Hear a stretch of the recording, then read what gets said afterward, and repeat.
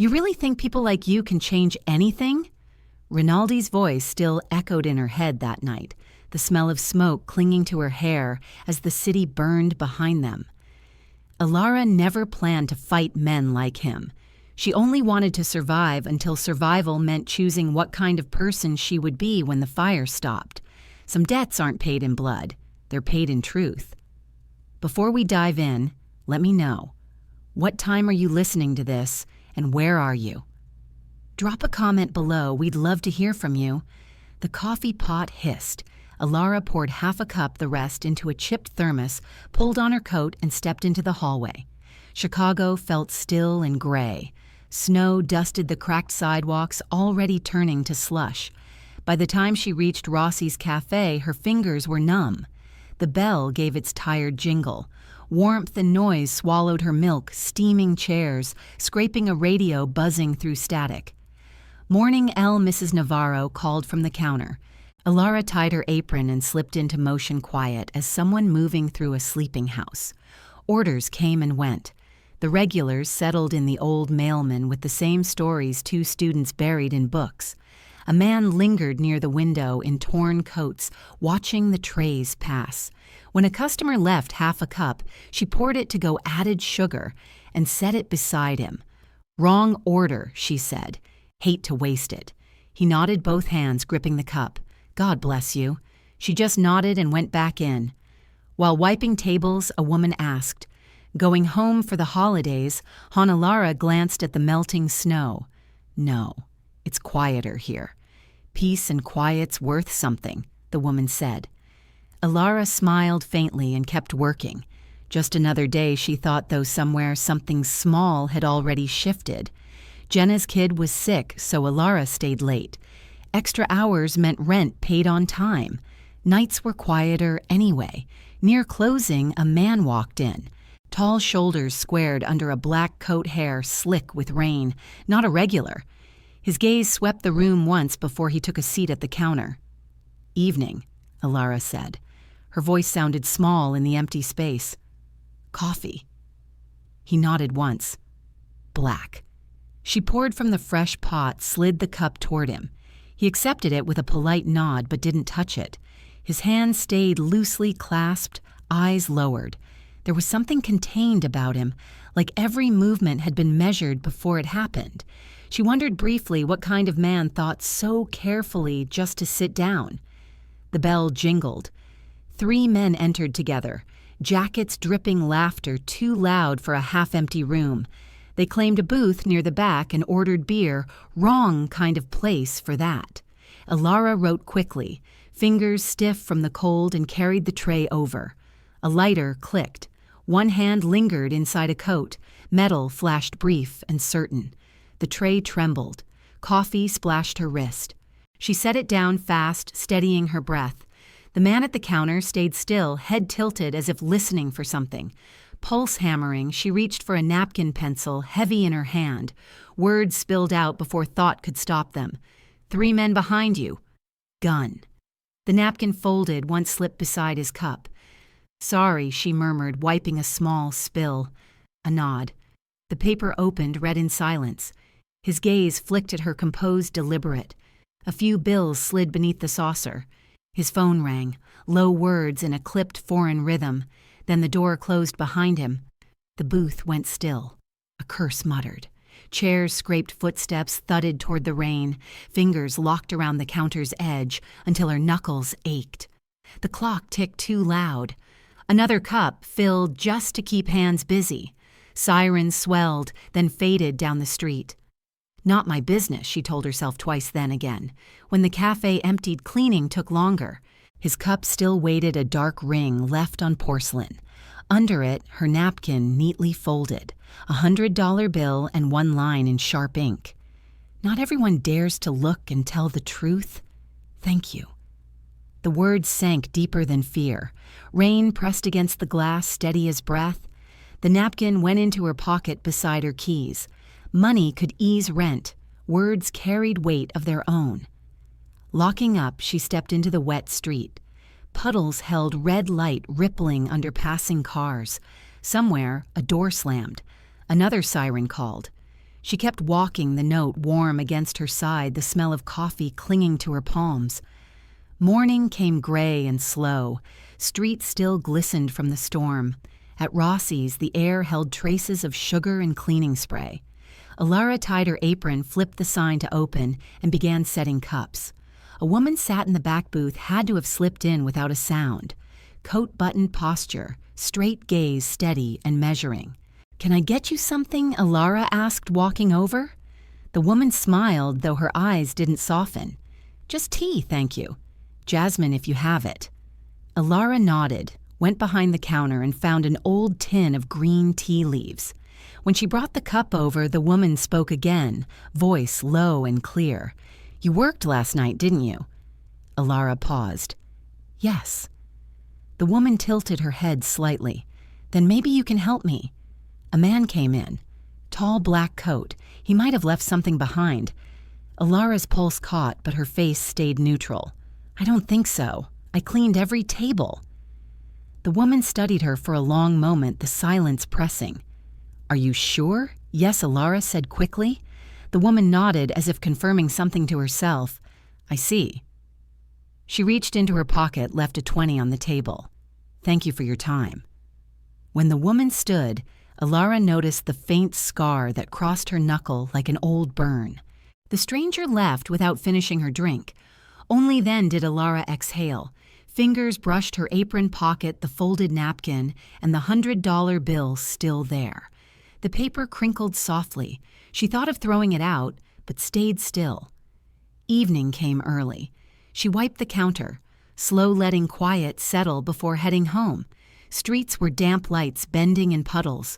Hood up, she turned the key, locked the door, and faced a car pulling to the curb. Ryoji Takeda stepped out, coat dry this time, movements deliberate. Miss Vance he greeted like her name had been known all along. She froze. "You shouldn't." He stopped, close voice low. "You wrote that note, didn't you?" The napkin flashed through her mind. She didn't reply. A card appeared in his hand. Ryan Takeda. Takeda Group. The print clean paper heavy. "I just did what anyone would," she said quietly. "Not anyone." His gaze held hers, calm, unreadable. "Then if someone asks about last night, tell them you don't remember. It's safer." Before she could question, he turned back toward the car. His left hand flexed once, as if something ached. "Thank you," he added, still facing away. The card stayed warm in her hand, heavier than it should have been. Next day, rumor had already spread a beating behind the liquor store, a homeless man barely alive. On the bus, 2 women whispered the story between stops.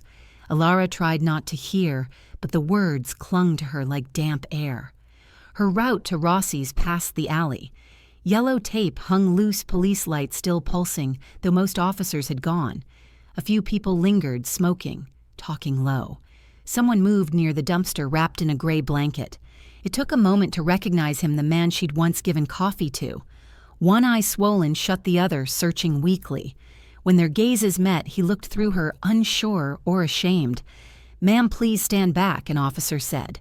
She did, nodding quickly. Her hands were cold. Chapter 4. Shared Wound Revised. A few feet away, a man raised his phone, filming. Not a reporter, polished shoes, leather gloves, expression too calm. He shifted for a better angle lens. Following the wounded man like this was business, not pity. Their eyes met. His faint, polite smile vanished as he turned back to recording. Elara left quickly, bag clutched tight. Sirens echoed behind her, long after she turned the corner. At Rossi's, the day dragged. Fewer customers, the light dull. Mrs. Navarro moved slower, stacking mugs with tight lips. "That man used to sit out front," she murmured. "You shouldn't have been giving him coffee. People talk. He never hurt anyone. That doesn't matter. Bad things stick to certain faces." By 4, the cafe was nearly empty. The story had spread: homeless assault drug fight, unknown witness. Her name wasn't there, but eyes on the street felt sharper. Before she could clock out, the manager stopped her. "Maybe take a few days off," she said gently. "People get nervous when trouble hangs around. I didn't bring it here. Doesn't matter who does, only who's left standing next to it." The words followed her out. The sky bruised purple. Rain began again, thin and steady. Hood up, she walked through puddles. Halfway down the block, someone waited beneath a lamp post, Ryoji Takeda. Coat dry posture, exact hands buried in his pockets. "Miss Vance," he greeted. She stopped. "You keep finding me. Or maybe you keep walking into storms." His tone quiet. "I heard about the alley. Everyone has. They think I'm part of it. You helped a stranger once. This city forgets kindness faster than debt. I didn't do anything wrong." He nodded slightly. "Chicago prefers easy stories. You're the easiest to blame." A short laugh escaped her. "Then maybe I'll stop giving people coffee." His mouth twitched, almost a smile. From his coat, he drew an umbrella and offered it. "You'll need this more than I will." "You don't have to. Consider it repayment for that note." Their fingers brushed, brief but warm. She turned away. "There are things you shouldn't carry alone," he called after her. She walked until his shape blurred in the rain. At home, the umbrella leaned against the wall, heavier than it looked. When she shook off the water, a folded paper slid free. The handwriting was neat, deliberate. "I once got blamed for someone's death." The words weren't asking for sympathy, just truth shared between strangers who knew the cost of silence. Rain tapped softly. She set the note on her knee and stayed like that until the kettle hissed. The morning rush came slowly. While Elara wiped the counter, a man stepped through the door, well-dressed, hair slicked back, smile practiced. A folded newspaper tucked under his arm, he scanned the cafe once before, walking straight toward her. "Miss Vance?" he asked, as though they'd met before. "Yes." He offered a card across the counter. "Ethan Marr. I'm with the Tribune Weekly. Mind if I ask a few questions about what she said already wary, about a man named Ryan Takeda?" His tone was smooth professional, the kind that pretends to offer choice when there isn't one. Elara shook her head. "I don't know who that is." He smiled faintly, sliding the card closer until it touched her hand. "You sure witnesses said you were working the night of the incident downtown? There was some confusion." She forced a small laugh. "You might have the wrong person." He leaned in, voice dropping. "Confusion makes good headlines, but cooperation makes better ones." The words left a taste of iron in her mouth. "I really can't help you," she said, keeping her tone steady. He straightened, unbothered. "If you remember anything, call me." The business card glared up at her once he left. The Tribune Weekly, its logo familiar from racks across the city. Beneath it, a small insignia, the faint outline of a lion barely visible. She'd seen it before on a delivery truck that always stopped outside the building next to Rossi's. She tucked the card into her pocket but couldn't shake the unease. By the time her shift ended, she walked home with her collar up, boots scraping against frozen slush. Her apartment door looked normal until she reached for the knob. The lock turned too easily, drawers half open, papers scattered on the floor. The filing box she kept old tax forms in lay tipped over folders bent. Nothing seemed stolen, just disturbed. Someone had been looking, not taking. Her chest tightened. She went from room to room, switching on lights, checking corners like a fool. Everything looked ordinary except for the fact that it wasn't. The phone buzzed before she could decide what to do. Noah. Her brother's voice came through, thin and quick. "Elle, did you tell anyone where I live?" "What, of course not." "Why, someone came by asking about you. Said he's a reporter. I didn't tell him anything, I swear. But he knew my name." Her knees gave a small buckle. "It's fine. Just lock your door. Okay? Don't answer to anyone. Elle, what's going on? I don't know." She whispered and hung up before the fear in her voice could spread to his. At the station, the officer behind the desk listened with polite boredom. "So no property stolen?" "No, but someone broke in." "Any threats?" "Not exactly." He scribbled half a note and handed her a form. "Could be kids. Happens a lot. File this and we'll send someone when a unit's free." She thanked him and left the paper limp in her hand. The city stretched wider than it should. She'd never felt smaller. The walk home dragged. At the corner near her building, a car idled with headlights off a shape inside, outlined by stray traffic glow. She hesitated, then kept moving, refusing to look twice. Upstairs, every lock clicked shut. The radiator buzzed faintly. Curtains half drawn, she stood still. Across the street, the same car waited, engine low and steady. A shadow shifted in the driver's seat, still familiar. She turned away, pulse rising. In that car, Ryoji Takeda watched the building. He'd already sent men to check the place and fix the locks. Leaving should have been easy. It wasn't. Elara moved through the apartment, closing drawers, straightening papers. The world tilted, and she pretended it hadn't. Tea steamed untouched beside her. The city murmured below, endless and unbothered. At some point, the car pulled away. The sound folded into traffic, gone before she noticed. Night stretched thin after closing. Rain had thinned to mist. The last buses groaned past. Elara flipped the lock, turned the key, twice slipped the cash envelope into her bag. The clang of the metal gate usually marked safety. Tonight it didn't. Two shapes leaned against the brick wall across the alley, easy posture, watchful stillness. One stepped forward, the other stayed back, waiting. Miss Vance. The first one said, voice casual, a smile that didn't reach his eyes. We just want to talk. She adjusted her grip on the bag strap. You should come by in the morning. We're closed. The smile widened. This isn't about coffee. He moved closer. You spoke to Takeda, didn't you? Her throat tightened. Who? He grabbed her arm, not hard enough to bruise, but enough to make her heart kick. Don't play dumb. What did you tell him? She yanked back, pulse pounding, scanning for anyone else on the street. The other man shifted near the curb, glancing up and down the block as if timing something. Let go, she said, voice low but steady.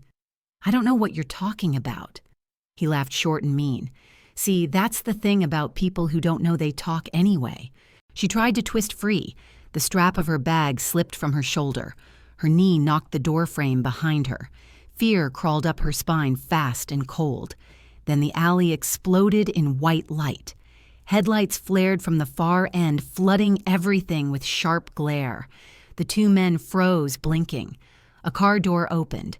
Ryoji Takeda one hissed under his breath. The tall figure stepped out, coat half open, steps slow but deliberate. His voice came low, even. Walk away.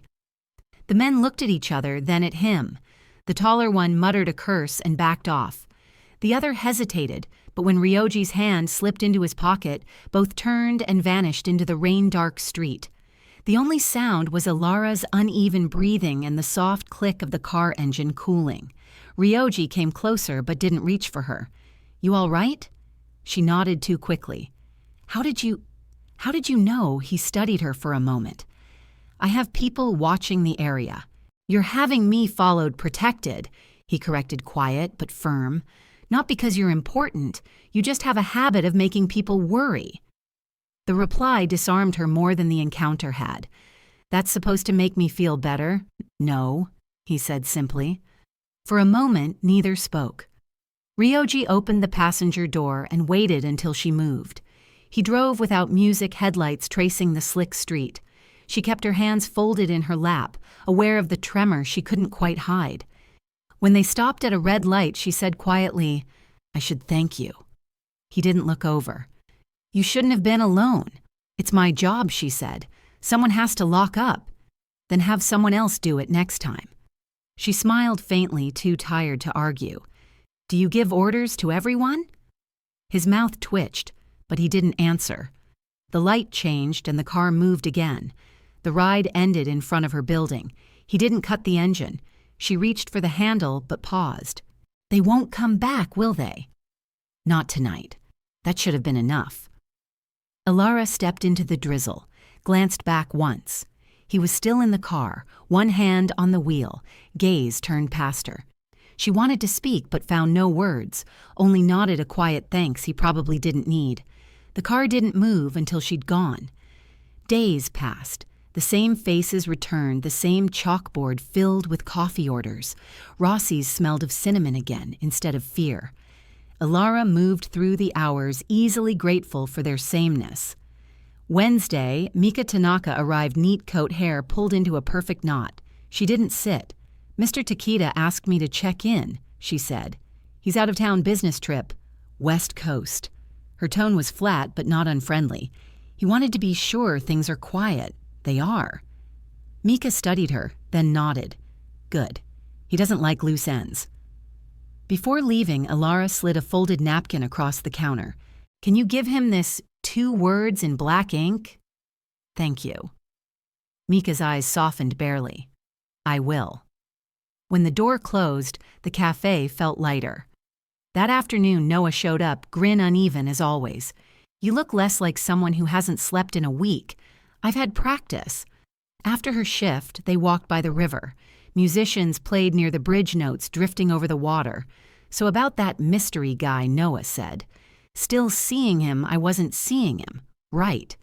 The tall one who rescues you from muggers and sends secret notes. Totally platonic." She nudged him. "You watch too many bad movies." He laughed. "What's he like? Quiet? Serious? The kind who's already figured everything out and hates that you haven't? Sounds fun at parties." "He doesn't smile much," she said almost to herself. "Maybe he's saving one for you, please."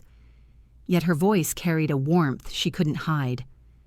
They walked until dusk turned the river black. For a while, calm felt possible. That night, the cafe emptied early.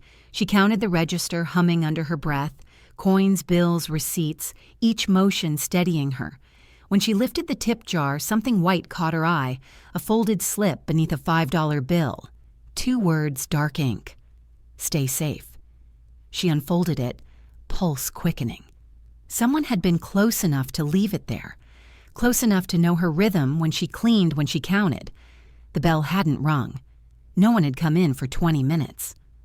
Across the street, a gray car idled, headlights dim silver under the bar's neon glow. It lingered, then rolled away. Elara tucked the note into her apron and went back to wiping the counter. Cloth in one hand, cleaner in the other, she moved in circles over wood already shining. She thought of Ryoji somewhere far away, maybe watching another skyline, probably still not smiling. The last light above the espresso machine flickered. She turned it off. The soft hum of the refrigerator filled the quiet. She knew something was wrong the moment she turned the corner. A strip of yellow tape crossed the entrance of Rossi's cafe, fluttering in the wind. The front door was sealed, a notice stapled crookedly over the glass closed, "For investigation, financial division."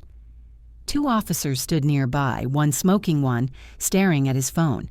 They didn't look like they wanted questions. Elara froze, the cold biting through her gloves. "Excuse me, what happened?" The older officer gave her a quick glance. "You work here?" "Yes." "Then you'll get a call." He gestured toward the notice. "Owners under review. We're not at liberty to discuss details." "Mrs. Navarro." He shrugged. "That the manager. She's gone." The word "gone" echoed in her head longer than it should have. Pedestrians slowed to look, then moved on. Someone across the street whispered to another. She caught the word "money laundering" before they noticed her and fell quiet. The sign she'd written last week, "Try our new caramel latte," still hung crookedly on the board. By noon, rumors spread faster than truth. The cash deposits didn't match the receipts. People like her must have known, someone else murmured as she passed. Heads turned when she walked by. At home, her phone rang before she'd taken off her coat. Noah's voice came in fast, uneasy. "Elle, the police were here. They said my name's on some transfer list money going through Rossi's. I don't even know what that means." Her heart dropped. "You didn't?" "Of course not, but they want me to come in tomorrow. What's happening?" She sat down, gripping the phone tight. "Don't talk to anyone without me there." "Are you in trouble?" "I don't know yet," she whispered. After they hung up, she stared at the wall. The apartment felt suddenly too quiet, as if listening.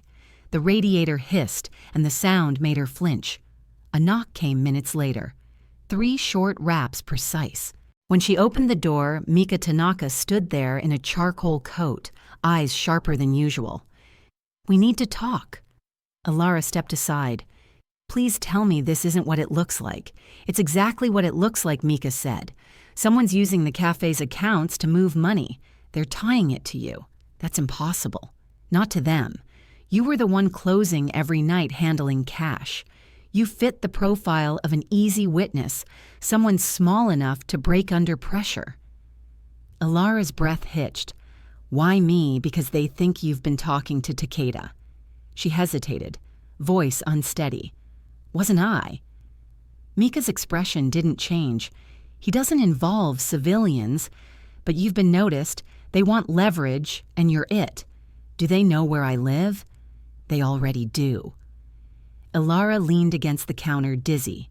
Does he know? Mika's gaze softened slightly. Takeda always knows before everyone else. That's what keeps him alive. The question whether he'd help died before it reached her lips. Mika handed over a folded note. Numbers you can call if anything happens. Don't answer unknown ones.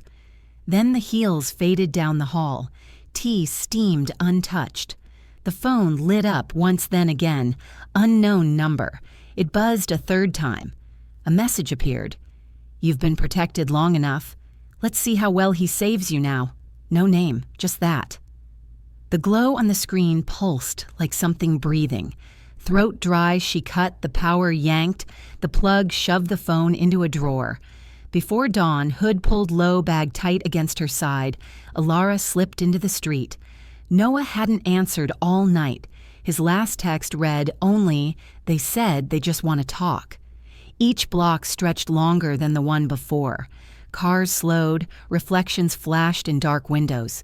Near the bus stop, two men waited too still for commuters too alert to be lost. One stepped forward, the other spread out behind. Elara Vance. She froze. Who's asking you? Arhi said, and reached for her arm.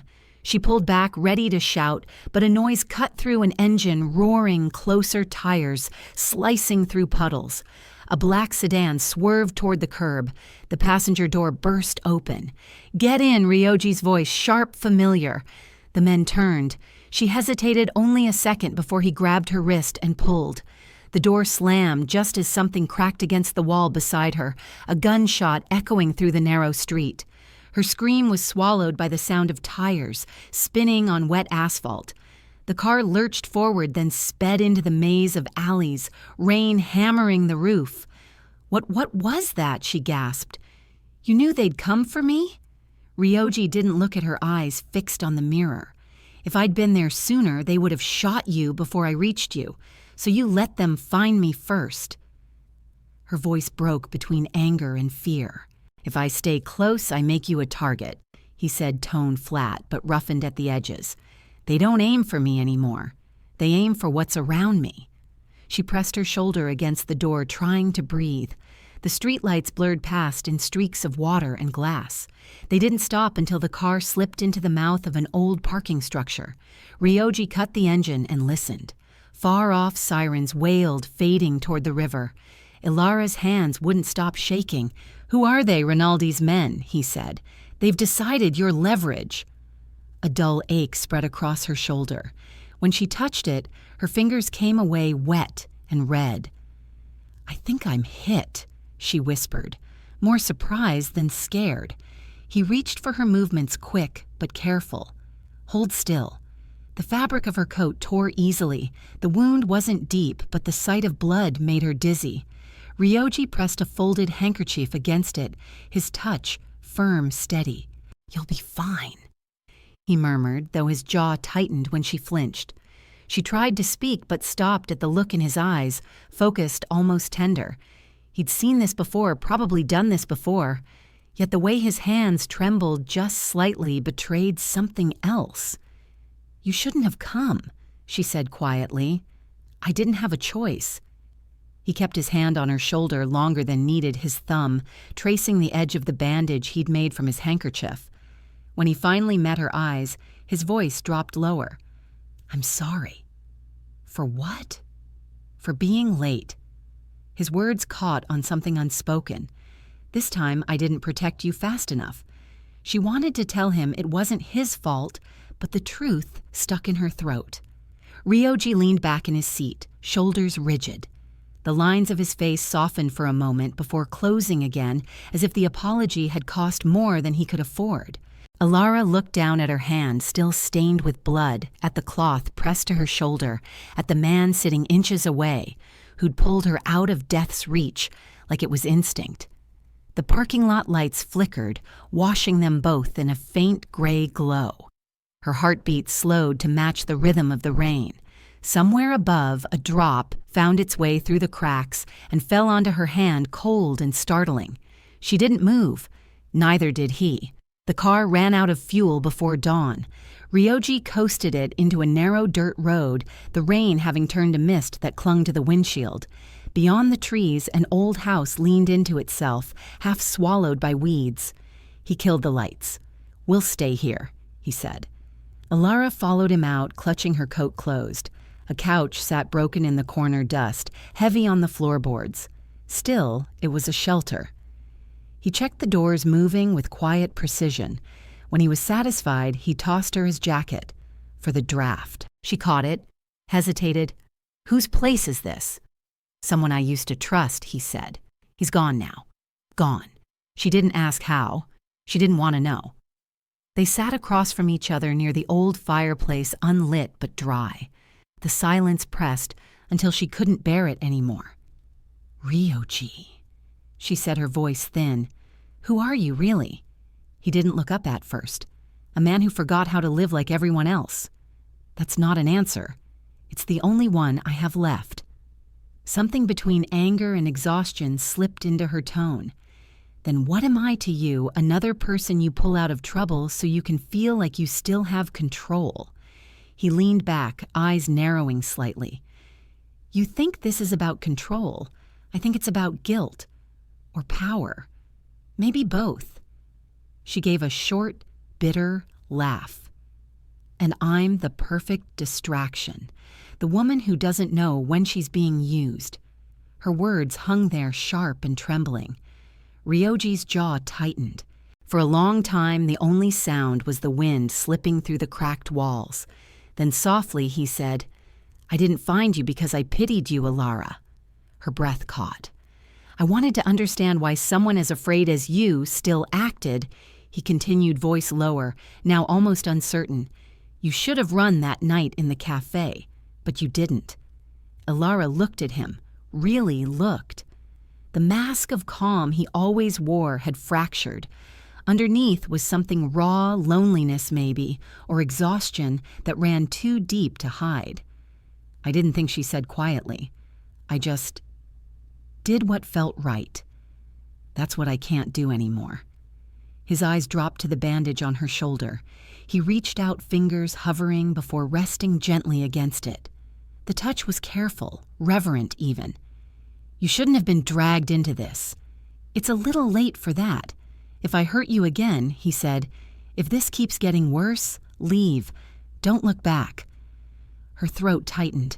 "I already tried leaving," once she whispered. "But the past doesn't stay behind. It finds you." Something flickered across his face, understanding regret, a memory she couldn't read. His hand fell away, but the warmth lingered where his skin had touched hers. Ryoji shifted closer enough that she could feel the quiet weight of him beside her. Neither spoke. The space between their shoulders narrowed. Her pulse steadied against the ache in her arm. His sleeve brushed hers. The contact was small, almost accidental, but it felt like the world contracting to a single point. "You should sleep," he murmured. "So should you." "I don't anymore," he said, a faint smile ghosting across his lips. She exhaled softly, eyes tracing the faint scar near his temple, the curve of fatigue in his posture. He didn't look like power now. He looked like someone who'd been carrying it too long. Minutes, maybe hours passed. The house settled, sighing under its own weight. Elara leaned back against the wall, her shoulder grazing him again. She didn't move away. Their breaths fell into the same rhythm, quiet and even. No more questions. No more pretending that distance still existed. Ryoji left before sunrise, saying only that he had to meet someone to fix what could still be fixed. His voice had that hard, unreadable tone again, not because he didn't trust her, but because he didn't want her to know. When the sound of his car disappeared down the dirt road, Elara poured water from the bottle they'd shared and drank without tasting it. She began cleaning up small movements to keep herself from thinking too much, folding the blanket, clearing the bottles, pushing dust aside with the edge of her shoe. That's when she saw it. His phone left on the floor beside the couch, its screen black. For a moment, she thought about ignoring it. Curiosity had never done her any favors. But the phone buzzed, once a quiet vibration against the wood, and stopped. The screen lit long enough for her to see the word unknown. Her thumb hesitated. Then she unlocked it. The call log was mostly numbers without names. The most recent entry wasn't a call, it was an audio file, just under a minute long. She tapped it. Static first, then a man's voice, rough American, impatient. The woman's seen more than she should. You want her quiet or gone? Ryoji's voice followed, calm but thin-edged. Handle it, discreetly. Then another voice, different, sharper. Understood. We'll clean up. The recording ended with silence so absolute it rang in her ears. Her hands went cold. He hadn't meant for her to hear this. Maybe it wasn't even new. But the message was clear enough. Someone had ordered a cleanup, and she was at the center of it. If she stayed quiet, she'd vanish quietly too. The fear that had shadowed her for weeks surged again, but underneath it was something heavier, harder. She'd been waiting for safety to come from someone else waiting for rescue. It was never going to come that way. She took a breath, steadying her hands, and scrolled through the contacts. Mika's number appeared halfway down the list. When the woman answered, her tone was clipped. Takeda's phone. "Who is this? It's me," Elara said. "He left it here." Pause. "Where are you?" "Somewhere I shouldn't be. I need your help." Another pause, longer this time. "What do you need? I want to meet Rinaldi." The line went silent. Mika. "You don't understand what you're saying." "I do," Elara said, surprising herself with how steady her voice sounded. "I'm tired of being hunted. If I'm already a target, I might as well walk toward it. You think you can talk your way through that he eats people like you for breakfast? Then maybe he'll choke on me." Something like a sigh came through the line. "You have no idea what kind of man he is." "I know the kind of woman I've become," Elara said, "and I can't keep running." Mika's reply came after a pause. "Send your location. Don't move until I call back." The line went dead. The phone slipped into her pocket, heart pounding not from fear, but decision. Clouds thinned the sky, paling. She grabbed her bag, pocketed the small USB from Ryoji's keychain, the file still heavy on her mind. The metal felt warm, almost alive. Floorboards creaked under her feet. Each step sounded like an ending. The city waited ahead, burning quietly on the horizon. The river glimmered beneath the hotel lights, all glass and gold pretending at peace. Perfume and silverware filled the hall. Laughter drifted bright, but hollow. A tray of champagne balanced on her hand, the borrowed uniform tight across her shoulders. Mika's pass had gotten her in along with one warning: don't talk. Don't meet anyone's eyes. She wove between tables, head lowered. Every step felt sharp. These men traded jokes like weapons. Beyond the ballroom doors, Rinaldi waited. Mika brushed past near the buffet. Private suite, 3rd floor, 2 guards, then disappeared into the crowd. The elevator doors closed her off from the noise. The recorder hidden in her sleeve pressed cold against her skin. On the 3rd floor, quiet returned, thick, expensive. The corridor smelled of cigars and polish. 2 guards flanked the suite. One said lazily, "Kitchen's closed." Manager sent the wine list. She replied steady. A shrug, a glance, they opened the door. The suite glowed under one lamp. Rinaldi sat behind the desk tie, loose glass of scotch in hand. Broader than she'd imagined, a thin scar catching the light along his jaw. So he said, smiling like this was small talk, "You're the one making all that noise." She placed the tray down. "I don't know what you mean." "Don't insult me." He pointed at the chair across from him. "Sit." She obeyed. The recorder blinked once under her sleeve. Takeda sent you, he said softly. Thought I'd let my guard down for a pretty face. I came on my own. That's worse, he laughed. You know how many people Takeda's discarded when they stop being useful? I don't believe you. Of course you don't. You need to think you're different. He poured more scotch, the scent stinging. He's not coming for you, sweetheart. He never saves anyone without a price. Her hands shook beneath the table, but her voice held. Maybe he protects people because he owes them. Maybe he owes someone like me. The smile thinned. You talk brave for someone cornered. From the folder, he pulled a set of papers. Sign and your brother walks free. It's a confession fraud laundering, take your pick. Take the fall, and this ends. Her pulse thudded. And if I don't, you disappear. Quieter, that way. The pen gleamed between them. Fear doesn't work on me anymore, she said. It works on everyone. A soft click behind her. She knew that sound, the weight of someone who didn't need to be seen to own the room. Rinaldi's jaw tightened. Ah, the ghost himself. Ryoji's voice cut through calm and cold. You should have stayed buried, Dominic. Then motion Rinaldi's hand diving for the drawer, Ryoji's arm already raised. One shot split the room. The lamp burst glass raining across the desk. Elara hit the floor as Ryoji pulled her down. Smoke curled from his gun. Rinaldi was sprawled blood, blooming on his sleeve. Move, Ryoji snapped. Her knees buckled. He caught her wrist, pulling her toward the hall. Alarms blared the smoke from the shattered lamp, setting them off. Red lights pulsed through the corridor, voices rising below. He shoved open a side door to the service stairs. Head down, don't stop, I can't, you can. His grip tightened, pulling her close for just a second. I told you to run when I wasn't there. You didn't listen. She wanted to argue, but the sound of boots coming down the hall cut her off. They moved half running, half falling through the stairwell. Somewhere above, another gun fired. Elara stumbled, coughing. Ryoji's hand stayed on her shoulder, guiding, anchoring. When they burst out into the alley behind the hotel, rain slapped their faces like it had been waiting. Her lungs burned. They didn't stop until the building shrank behind them, only the echo of chaos left in the distance. Elara's chest heaved, tears mixed with rain. Ryoji glanced back once, jaw set. His eyes met hers, not a promise, not reassurance, just shared exhaustion. Mika paced near the door phone in hand, her voice low as she spoke in Japanese to someone Elara couldn't name. When she hung up, the silence between them filled the room like fog. Is he all right? Elara finally asked. Mika didn't look at her. He's alive. That's not what I asked. Another pause. Then quietly, he doesn't want you to come. The words hit harder than she expected. What do you mean he told me to keep you out of it, to put you somewhere safe? Elara laughed. Safe after everything.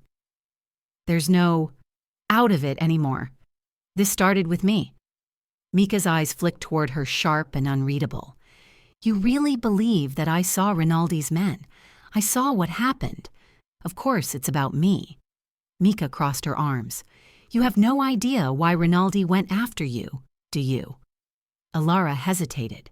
Because I helped Takeda that night at the cafe. That's only part of it. Mika's tone softened, though it didn't lose its edge. When you warned him, you gave him a way out, a way to sever ties with Rinaldi without breaking code. He used your act to justify ending the alliance. Rinaldi lost his leverage, his profits, his face. You became the perfect excuse for war. Elara stared at her. You're saying this? This whole thing happened because I picked up a napkin, because you did the right thing, Mika said. In our world, that's the same as lighting a match in a room full of gasoline. Something cold bloomed through her. And Ryoji. He didn't try to stop it. Mika didn't answer. Did he know Elara's voice cracked? Yes. The single word sliced through her. He knew Rinaldi would use you to corner him. Mika continued, quieter now. And he let it happen, because the only way to end this was to force Rinaldi's hand. He calculated the cost. Elara rose to her feet. The cost people die in these wars, Elara. Sometimes one death ends 100. She shook her head, backing away. Don't do that. Don't make it sound noble. Mika sighed. I'm not defending him. I'm explaining to him. You made him hesitate, and that hesitation almost killed him. You were his weakness, and in our world, that's the same as signing a death sentence. Elara sank back down, eyes fixed on the floor. The images tangled in her mind, Ryoji pulling her out of gunfire, the way his hands trembled when he touched her wound, the look in his eyes when he said, "Don't look back." Has all of it been calculated, or was it both duty and something dangerously close to care? Mika moved toward the door. I didn't tell you this so you'd hate him. I told you because you need to decide whether to stay in a story that was never yours to begin with. Elara didn't answer. Her gaze drifted to the cracked window pane where streaks of water ran like threads of mercury. What happens to people who try to leave? She asked softly. They vanish, Mika said, hand on the knob, and if they're lucky, no one remembers their names. When the door closed, Elara sat still for a long time. She reached into her pocket and pulled out the old folded napkin. The pencil mark had faded, but the words were still there. Not everyone has the courage to look and tell the truth. She unfolded it slowly, smoothing the wrinkles. That line had once meant safety, gratitude, connection. Now it reads like a warning.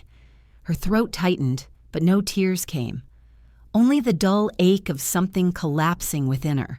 The streets were empty, gleaming with rain. She walked without direction past shuttered shops and flickering signs until she reached the bus stop. Her phone buzzed in her pocket. One message, unknown number. Noah is with us. Don't call the police. The words blurred for a second before they settled. She stared at the screen until it dimmed, then closed the phone slowly. She started walking, her steps steady now. Waiting wasn't an option anymore. The message she sent was short. If you still mean what you said, that I make people care, come, but not to save me. She hit send before she could think better of it. The air at the docks reeked of salt and rust. Rain slicked the wooden planks, each step echoing against the hollow water beneath. Cargo containers loomed like dark monuments around her, the kind of place people vanished into. A single light burned near the end of the pier. Rinaldi stood under it, sharp suit, cigarette glowing between his fingers. Behind him, Noah was tied to a chair, bruised but breathing. The boy's eyes widened when he saw her. You came alone? Rinaldi said, smiling as if pleased by her obedience. Smart girl. Elara lifted her chin. You wanted the recording. Here it is. She held up a small flash drive. The fake one Mika had helped her craft it earlier that afternoon. He took a drag from the cigarette, the ember flaring. Do you know what I like about you, Miss Vance? You have courage, but you still think it matters. Maybe it does. He chuckled. Takeda's not coming. He's learned what happens to anyone who crosses me. You unfortunately haven't. Elara looked at him steadily. You don't understand him. Rinaldi's eyes narrowed. And you do enough to know he doesn't make threats twice. Something shifted in the air, a faint vibration through the wooden boards. Rinaldi frowned, turning his head slightly. Then came the sound, low, steady footsteps. Ryoji stepped from the dark, flanked by 3 men. His shirt was torn, a smear of dried blood near the collarbone. Rain clung to his hair. His face stayed calm. Dominic, he said, voice low, you've overstayed your welcome. Rinaldi's men reached for their weapons. Ryoji moved first. The fight unfolded in silence movement. Breath, the thud of bodies. No wasted sound, no hesitation. Elara ducked as a man lunged. She swung for his knee, missed, stumbled, found Noah's chair. The ropes cut into her palms as she pulled. Run when I say, she whispered. He nodded, eyes wide. A gun cracked, echoing over the dock. Panic scattered through the rain. Rinaldi shouted, then quiet, then the sound of bodies hitting wood. Noah was free when another man grabbed her from behind. Pain shot up her arm. She twisted, caught a loose pipe, and struck. The weight jolted through her wrist. The man dropped. Ryoji was cornered near the crates, 2 men closing in. She ran before thinking swung again. The gun flew from one's hand. Ryoji caught the opening and drove his elbow into the other's throat. They stood back to back, breath, ragged. "Go," he shouted. "Not without Noah. He's clear move." She didn't. They moved together now, every strike aligned trust, replacing doubt. Sirens rose first, a hum, then everywhere. Blue and red washed across the dock. Rinaldi tried for the boat, but froze in the light before the officers reached him. Elara lowered the pipe. The sound of sirens filled the gaps between their breaths. "You knew they'd use me," she said. He nodded. "I knew. I didn't think they'd hurt you. I was wrong. So what was I? A move on the board at first." He met her eyes. "Now you're the reason the board matters. No promises, no explanations, just truth." Officers shouted orders, faces flashing red, blue, red. They looked at each other through the light, something in their silence finally steady. For once they stood on the same side, not safe, but real. Someone called her name. She turned as hands guided her toward a waiting car. Ryoji gave a small nod, barely there enough. "This time, you're not alone." The convoy left the docks before dawn, 3 cars rolling through wet streets. Rinaldi cuffed in the first, pale but burning. Behind Elara and Ryoji sat in the second, quiet, drained. Police lights flickered ahead, fading as they left the river behind. It should have been over. Then came the sound, distant at first, then deafening. Tires screamed. The lead car veered hard. A white flash split the dawn. Metal shrieked. The world spun. Elara's head struck the glass stars, bursting behind her eyes. When the car stopped, smoke filled her mouth and lungs. Ryoji was already moving. Out his voice was hoarse, urgent. She reached for the door, but the handle jammed. Men shouted short-clipped orders. Bullets cracked against steel. The driver slumped forward, horn blaring. Ryoji kicked the door open and pulled her out. Flames licked at the wreckage behind them. "Run that way," he ordered, pointing toward the embankment. She refused. "I'm not leaving you. Now, Elara!" Before she could answer, another explosion ripped through the first car. The blast threw them both down. Pain flared across her arm, hot and searing. When she looked up, Ryoji was on the ground, blood blooming dark across his side. For a heartbeat, everything went quiet, just the sound of fire chewing through metal. She crawled to him, dragging his weight against the guardrail. "Stay with me, please." His breath came shallow, uneven. "You need to go." "No." She pressed her hands to the wound, trembling. "I can't." He caught her wrist, his grip weak but firm. "Listen to me." She shook her head, tears streaking through soot. Don't let anyone decide your life for you," he whispered. "Not Rinaldi, not me." Her heart stuttered. "Then don't you dare die after saying that." His mouth twitched into something almost like a smile. "That's not up to me anymore." Behind them, the third car screeched to a halt. 2 surviving officers stumbled out, shouting into radios. She waved frantically. "Help! He's hurt." They didn't hear her over the chaos. Smoke blurred everything into gray. She tried lifting him, her arms shaking from the effort. "Come on, help me." Ryoji groaned as she hauled him to his feet. The heat from the wreck pressed against her back. Flames climbed higher, reflecting off shards of glass. She half dragged, half carried him toward the road. The sound of sirens began again, far away, faint, but growing. "Almost there," she murmured. "Just hold on." He coughed, blood bright against his lips. "You're stubborn. I learned from the best." A car appeared down the road, a patrol cruiser rushing toward them. She stepped into its path, waving both arms. The brakes screamed the vehicle, skidding to a stop inches away. 2 officers jumped out. "Ma'am, get back. He's bleeding out. Help him," she yelled. They hesitated only a second before lifting Ryoji onto the hood, checking his pulse. One of them shouted into the radio for backup. Elara stumbled beside him, chest heaving. The adrenaline had turned to nausea. She leaned against the car, trying to steady her breath. Ryoji's hand found hers again, cold but certain. "You did good," he whispered. She squeezed his fingers. "Don't talk," His eyes fluttered shut, a trace of peace settling over his face, the first she'd ever seen. The sirens closed in louder now. Blue and red lights danced across the broken glass across her hands, slick with his blood. Someone pulled her back, prying her fingers loose. She didn't let go until they forced her to. As medics lifted him onto the stretcher, his eyelids fluttered just once, like he was still searching for her through the haze. The ambulance doors closed. Elara stood by the road-soaked smoke drifting into pale morning light. Sirens faded down the highway, her coat-torn palms, raw breath uneven, yet something inside her settled. The world still loud, but no longer chaos. She pressed a hand against the blood on her shirt, warmth seeping through her fingers. For a moment his eyes had looked free. Days blurred morning light through half-drawn blinds, the smell of antiseptic machines whispering in their endless rhythm. Elara became part of the pattern. No one asked who she was anymore. The nurses knew her silence. She arrived before noon, 2 coffees in hand, one black one lightly sweet. Both went on the table.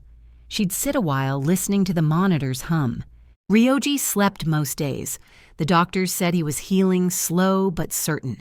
Whenever his fingers twitched or his breath caught, she left quietly before his eyes opened. Some things stayed safer, unfinished. News vans vanished, headlines slipped from the front page. Takeda Group cooperates with federal investigation. Yakuza network in Chicago collapses. The papers spoke like closure. She knew better. One afternoon she passed the cafe Rossi's once. The sign gone brick, painted over. She paused paper cup, cooling in her hands, then crossed the street without turning back. Noah mentioned moving on first. He'd found work at a repair shop on the south side. His hands smelled of oil again. His shoulders no longer carried the same weight. "Are you going back to work somewhere?" he asked one evening as they walked home from the bus stop. She thought about it for a moment. "I don't know yet." "You should," he said. "You're terrible at doing nothing." That made her laugh, small, real, the first in weeks. "Maybe I'll try living for a while," she said. "Just living." Noah nodded, though he didn't quite understand. Few people ever did. The next morning she walked to the river, the same stretch of water where the docks had burned now, calm and clean. The surface moved slow, reflecting a pale sky. A few leaves drifted past their color, already giving way to brown. She leaned against the railing metal, cool beneath her hands. Her reflection rippled on the water, blurred, not broken. For once, no rush in her chest, just quiet. She realized how long she'd been surviving instead of living, how every breath before had been defense. Stillness felt foreign, like stepping into a room she'd once owned but forgotten. A breeze lifted her hair, carrying the scent of rain and sugar from a bakery nearby. Life was happening again, with or without her. She took the long way back, passing familiar corners now stripped of meaning. People moved around her, each caught in their own story. For once, being unseen felt like peace. At the hospital gate, she stopped. Ryoji sat by one of them, head tilted, reading something she couldn't make out. His arm still bandaged his face, thinner but alive. She didn't go in, stayed by the fence, watching the light shift across his profile. He looked up, once eyes scanning the street, but not quite finding her. Maybe he hadn't seen her. Maybe he had, and left the space untouched. The cafe sat between a laundromat and a flower shop near Lake Michigan. He was already there. Black coat unarmed, the faint scar along his jaw, catching the light. Ryoji Takeda. Neither spoke his name, nor asked why he'd come. She reached for a cup. Espresso. A nod. When she set it down, he murmured, "It smells the same." "Different blend," she replied. He studied the cup before lifting it. Steam rose between them, thinning into quiet. Wind from the lake pressed against the awning, carrying a chill through the seams of the door. "You're not worried someone might recognize you?" "They'll think I'm someone who looks like trouble," he said. Her mouth curved. A calmer kind now. They didn't mention hospitals or fire, only small things. The weather, a leak above the window, how the wind sometimes made the city smell clean. When the crowd thinned, he spoke again. "The day I woke up, I thought you'd left." I almost did. What stopped you running kept me alive, she said. But I'd never stop if I didn't stand still once. He nodded. Staying's harder. It is. The quiet settled like air before rain. She poured herself a cup, leaned against the counter. Do you still believe in honor? I do, he said. Not the kind I used to fight for. What kind then? The kind that lets you live with yourself afterward. Her fingers tightened around the cup. That's the right kind. Traffic hummed faintly from the main road. The clock ticked above the shelf. He traced the rim of his cup, an unthinking motion that said enough. When he rose, she followed him to the door. The bell chimed as he reached for the handle. Her hand brushed his light, brief warm. He turned his palm upward but didn't close it. I owe you more than my life. We just pulled each other out, she said. A small, real smile crossed his face. Then he stepped into the drizzle. She watched him cross the street, coat darkening with rain, and didn't call out. The scent of coffee drifted into the damp air. She stood there until the street emptied, then went back to wipe the counter. His cup sat where he'd left it, a faint ring tracing the rim. The courthouse smelled of rain and paper like stories told too often. Elara sat in the waiting room, fingers wrapped around a cup of lukewarm water. Reporters had called her name on the steps, cameras flashing questions sharp. She hadn't stopped. Under the pale lights, the world felt smaller. When they called her to the stand, she stood without meeting anyone's eyes. The prosecutor began with routine questions, dates, names, things she'd repeated too many times. Then came the shift, the one she'd known was coming. Miss Vance, the lawyer, said, pacing a few steps closer. Are you aware that by giving information about Rinaldi's operation, you indirectly aided in reducing the sentence of Ryoji Takeda, a known criminal organization leader? Elara didn't flinch. I was aware that telling the truth might have consequences. Consequences, he repeated, tilting his head. You helped one criminal destroy another. Do you call that justice? She met his gaze. I call it what happened. Justice is what you call it after you write the report. A few people in the gallery shifted. The judge's gavel tapped once, warning for silence. The lawyer tried again. Do you believe Takeda deserves freedom? I believe in people doing what they can to stop the bleeding, she said simply, even if their hands aren't clean. He frowned, but she didn't wait for the next question. You asked about justice, she said evenly. You call it punishment. I call it stopping the same thing from happening again. Silence followed. The judge nodded for her to step down. Outside the courtroom, cameras flashed, voices surged, but officers cleared a path.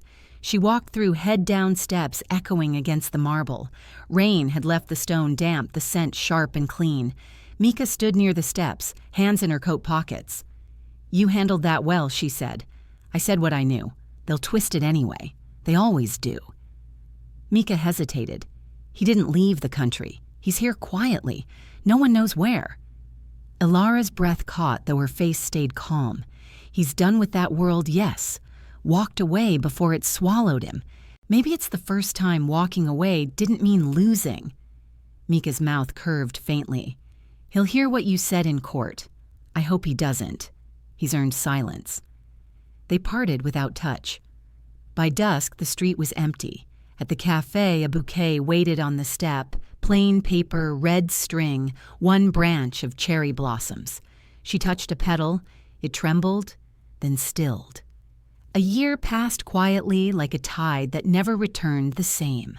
The cafe found its rhythm mornings full of chatter, afternoons, slow and kind. Regulars came and went, students, office workers, old men, nursing a single cup. Elara no longer thought about survival when she opened the door. She simply lived.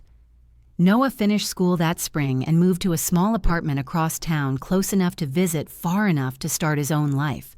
When he came by, he brought stories instead of worries, engines, co-workers, late-night takeout. Watching him laugh felt like the smallest miracle. Ryoji Takeda stood in the doorway. White shirt sleeves rolled, no jacket, no guards. A small book in hand, its cover worn at the edges. He looked different, not younger, not older, but lighter somehow. Is the coffee still as bitter as before he asked? Elara didn't blink. You'll have to remind yourself. When she set the cup in front of him, the surface trembled slightly, catching the sunlight. He nodded his thanks, the corner of his mouth lifting. You make it stronger now. People change, she said. Even their recipes. He smiled, faint but real. Maybe I can sit still for a while this time. Can you? He tilted his head. I'll try, but I won't promise. They didn't talk about the past or about the things it had taken from them. Words weren't needed. The silence itself was familiar enough. The cafe clock ticked softly above them. Ryoji turned the small book in his hands. It's poetry, he said. Old verses from Kyoto. I thought of bringing it to you before, but I wasn't ready to come back. She nodded. No one ever is. He looked at her for a moment longer, then said quietly, You rebuilt this place. It rebuilt itself, she said. I just stayed long enough to see it through. The light shifted again, brushing across his face. For the first time since she'd met him, he looked unguarded, not powerful, not dangerous, just present. After a while, she lowered her gaze to the counter. Some people only meet when everything's already broken, she said softly. He didn't look away. And some only start living after everything's broken. Her lips curved, almost a smile. Maybe that's true. Elara stood and moved behind the counter again. You'll need another cup, she said. He watched her pour the steady rhythm of her hands, the simple grace of someone who'd learned how to stay.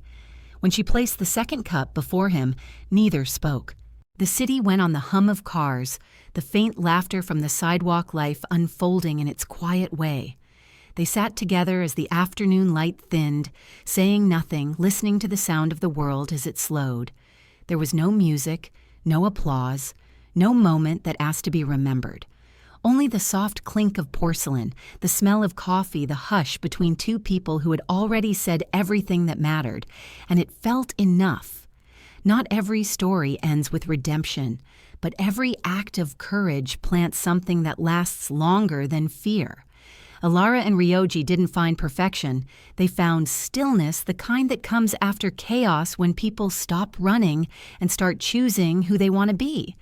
Maybe that's what peace really is, not the absence of pain, but the quiet strength to stay rebuild and keep the door open for whatever light remains.